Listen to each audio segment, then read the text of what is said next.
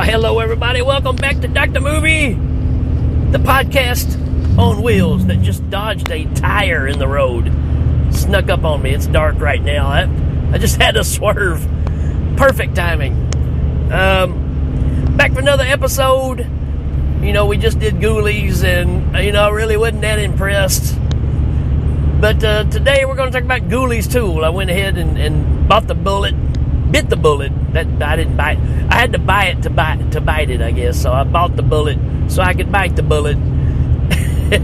Anyways, I watched Ghoulies 2, and I'm going to talk about it and see if you need to watch it yourselves. Which is kind of the whole point of this show, is to see what's worth checking out and what's not, based off of my opinion, which means a lot to me, probably not to anybody else. So, like I said, Dr. Movie, the podcast on wheels that happens if you like it or not. So there you go. Ghoulies 2, 1988. The year I was a senior in high school. Yeah, this is a horror/comedy. And, this really is more of what you expect out of a Ghoulies movie, I have to say. This one has a bit more fun to it than the first one did. It's still a bunch of puppets laughing and shaking their heads a lot more than anything else. But there's no doubt the influence of Gremlins is really driving this thing, right? Because we got them doing more things in this movie than in the first one. So they actually decided, hey, it's called Ghoulies. Maybe we're to have more Ghoulies in it. Not that they really have more Ghoulies, but they have them doing more things, right? Let's read this synopsis. It says, pint-sized monsters known as Ghoulies hop aboard a traveling carnival where their violent behavior and grotesque looks are most likely to go unnoticed. Yeah, I don't know. I wouldn't say unnoticed. They're the gremlin-like creatures. See, there you go. They even admitted in the synopsis. Find a new home and a haunted house attraction. And, it just goes from there, right? So, yeah, that's the story of this. Let's get back to who we got in our cast. A few people got Phil Fondacaro in this, who is, he's a little guy, right? He's pretty much in every movie that's got a little guy in it. He's the little guy. From your Star Wars trilogy to Willow to, the guy's in a boatload of movies. So we got Royal Dano, a guy I like a lot. Royal Dano, not only, is he in a lot of movies I like, he's probably got the coolest name on the planet. Royal Dano. Who don't like that, right? This guy was huge in all the 60s westerns, right? He was on pretty much every western show of the time. He was in House 2. He was in, what else? He's in a lot of stuff. Let me think. Killer Clowns from Outer Space. He's in Space Invaders, which I want to cover on this show. I have a soft spot for that movie. And like I said, just a lot of stuff, right? Our main character, Damon Martin is the actor's name. Been in a few things. He makes a small appearance in Pee-wee's Big Adventure. I believe that's right. And let's see who else we got. Our other main character is Nicole, played by Carrie Rimsman. She was in Pumpkinhead. That's what I know her from, anyways. And we also got Shasa Jensen in this. You know this guy when you see him. It's like, something's up this dude's eyebrows. It's almost like he looks like he'd be Buster Poindexter's son, which he may be. I don't know. I haven't looked that far into it, but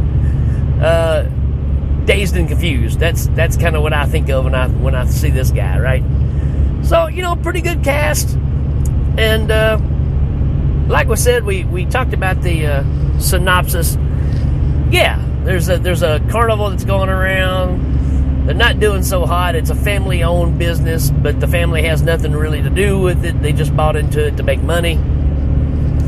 And I think the main owners have possibly passed away, I don't know, but the son of the family has taken over the business, and he's coming in and evaluating the carnival and deciding what parts of the carnival can keep going, which ones need to stop because they're just not making any money. And Royal Dano and Damon Martin, which is Uncle Ned and Larry, they have the shock factor one, right? All the scary stuff, the spook house, I guess you'd say. I think it's called Satan's Den. I think that's right. And,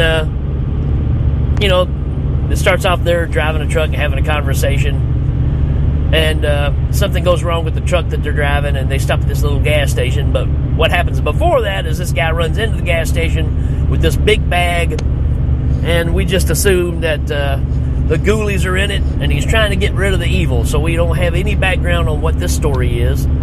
But he's got these Ghoulies, and he's trying to dump. I guess he just knew that at this gas station there was a big bucket of, I don't know, sulfuric acid or something, and he's just going to dump them in there and get rid of them. Well, things go wrong, and they get dropped in there. But then there's another one that gets out that can fly. It's like a bat creature, and it hits the guy and knocks him into the bucket, because obviously it eats him alive. And then the Ghoulies pop up out of the stuff like it didn't even bother them, right? So we do have a couple of extra Ghoulies in this one. You can say they're all based on some creatures. I mean, the little green one that was in the first movie, you had like a cat, a rat, and whatever this thing was. He kind of looks like a small Mike Tyson, but he's green. He's like a cross between Gary Coleman and Mike Tyson. So I don't know what he's supposed to be. He's like a gill man because he's got a fin on his back. But you got two other ones in this one. You got like a bat creature, and then one that looks like maybe part alligator. And so they're going around and terrorizing everything. They make their way to the carnival. They go into the spook house. And, people pay to come in, and they start messing with the people, right? Matter of fact, some baddies go in there, right, that causing some trouble. And bringing their jam box in there. They're the bad kids, and they go in there and playing some Wasp on the radio. Scream until you like it, right? Which is the theme song of this movie. They actually shot a music video. That's what I remember more about this movie than anything else, is Wasp had a music video for Ghoulies 2. Because that was the craze at the time, because when Dokken did Dream Warriors, it just kind of grew out of that, right? Another way to promote the movies. And so the kids are in there. The Ghoulies get a hold of them. One of them straps one of the guys down to a pendulum table, which the blade is slowly coming down, going to cut him in half. And one of them starts spitting this gross green stuff on a couple, and it like sticks them together, but they're like making out, so they're like stuck together, and they come wandering out of the exit, and everybody's laughing at them and stuff because they're stuck together. So you're getting that kind of stuff. And they take the main bad guy, put his head in a guillotine, going to cut his head off. And then Larry and a couple of other people, he goes and gathers some other folks to go in there and help stop these other guys from getting killed by the guillotine and all that stuff. And wham bam, thank you, ma'am. Now the spook house is popular, and everybody's wanting to go in there, and because these creatures they know that are in there and stuff, right? And you get this backstory of, like I said, Uncle Ned and Larry. They're desperate, right? Because they know that their business is going under. They're trying to find something to make it work. And Ned, who used to be a magician, gets drunk one night, and he thinks that he conjured up the Ghoulies, which he did not. And unfortunately, Uncle Ned gets knocked off. But there's 2 or 3 bodies that just end up disappearing, that get chewed up by the Ghoulies. So they're up to their mischief. And all that's fun and fine and dandy. But what we really want to see is the Ghoulies breaking out of the fun house or the spook house and terrorizing everybody else and the rest of the carnival, right? Right. So that's what happens. We're messing up the controls on the bumper cars and running over girls in bumper cars and, killing people in the Ferris wheel. We're getting all that kind of stuff going on. So our heroes decide, okay, we got to do something to stop the Ghoulies. So they get the book and they read out of the book. I didn't even really mention that Sir Nigel in this, right, which is Phil Fondacaro. He plays a character that's supposed to be this Shakespearean, actor from before, but I guess because of his size, he never could really get the roles. So he jumps around in a monkey suit through most of the movie, and that's kind of what he does to scare people or whatever. It's kind of lame. And then, so he's helping with the reading of the books, the book that they find to get rid of the evil. And I also forgot to mention that Nicole is a love interest in the movie for our main character, Larry. And she comes from a background of a family that were high wire act, right? Trapeze artists, whichever. I think they did high wire. And she was on doing an act with her brother, and her brother fell to his death. She barely survived, and she's never walked on a wire again. She's afraid of heights, right? So you know how that's going to play into the movie, right? Eventually she's going to do something with dealing with some heights, and she does, because the bat creature comes and takes the book away from Sir Nigel and Larry, and takes it to the top of the Ferris wheel, and she climbs the Ferris wheel to get the book. So there you go. She's faced her demons. So they conjure up. How do you get rid of a bunch of little ghoulies? You conjure up one great big ghoulie that comes around and eats them, right?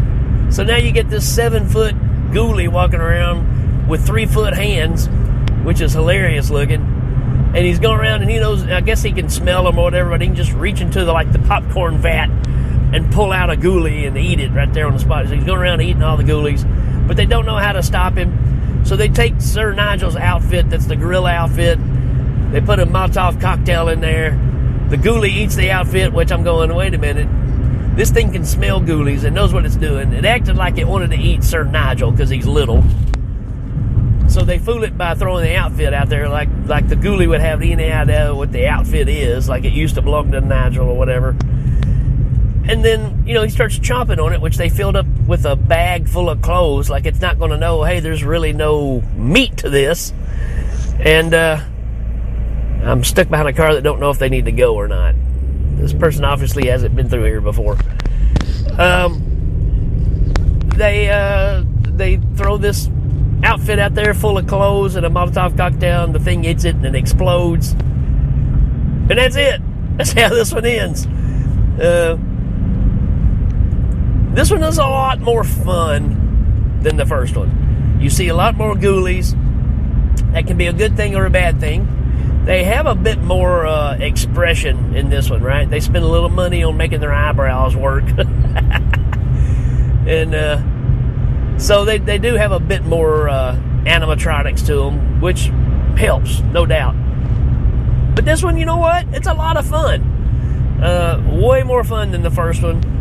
I still like the first one, even though it's really kind of, I don't know where it's going kind of thing. I guess because it's based in the house and you're seeing the guy, transform himself into trying to be all-powerful and evil, only to be duped by his dead father.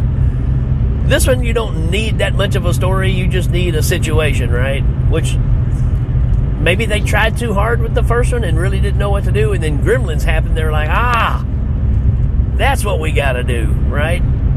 So they're probably trying to beat everybody to the punch with the first Gremlins, get this out there beforehand, and then it happened. They're like, we got to have them do mischievous things, right? And that's how we got this movie. And you know what? This one's fun. I'll recommend you checking this one out. I'm going to give this a 3 out of 5. I liked it. It's pretty fun. This is what you, like I said, this is what you expect out of a Ghoulies movie. So far, it's the best one. Will part 3 hold up? Only one way to find out. So stick around for that one. That'll be the next episode, I'm sure. And that's it for this one, folks. If you have recommendations, stuff you want me to check out, just let me know. And until then, we will check you later.